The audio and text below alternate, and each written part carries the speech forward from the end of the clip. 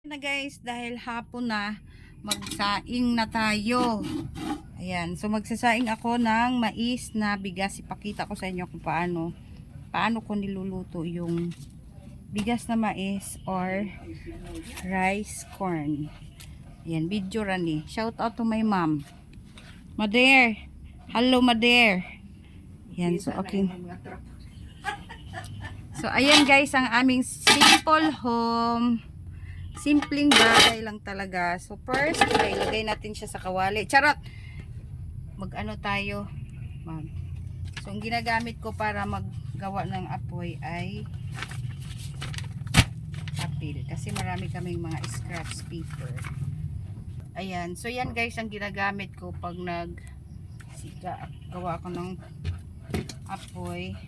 Yan. Kahoy lang po ang aming ginagamit dito. Yan.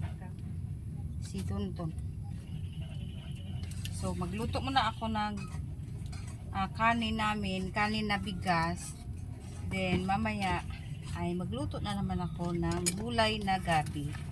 So ang aming ulam for today's video ay gabi. So ayan, magpanulang muna tayo. So ayan na guys, naglagay na ako ng tubig sa kaldero.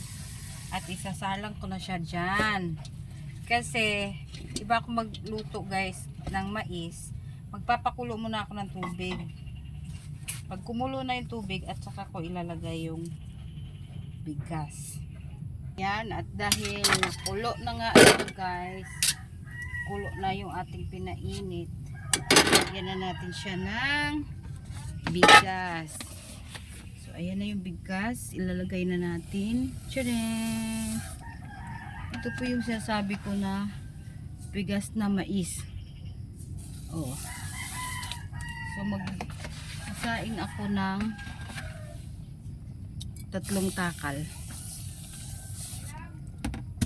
Then pagkatapos niyan, haluin mo na siya. Agoy, tumagilid yung kaldero ko.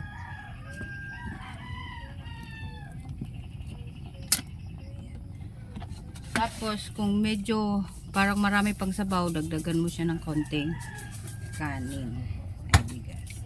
And then yan, haluin mo na siya hanggang sa kukulo siya at paiiga. Diba? Yun.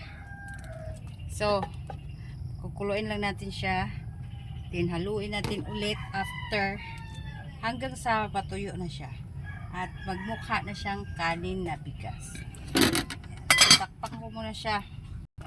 So pagka ganyan, medyo tuyo-tuyo na siya, haluin mo na naman siya ganyan para hindi siya matumutong hanggang sa maigat talaga siya. Kumukulo na ang ating sinain. So ayun guys, naiga na siya guys. Yan, haluin pa natin ng isang beses pa. Then paininin na natin. Ganyan po ako magluto ng mais.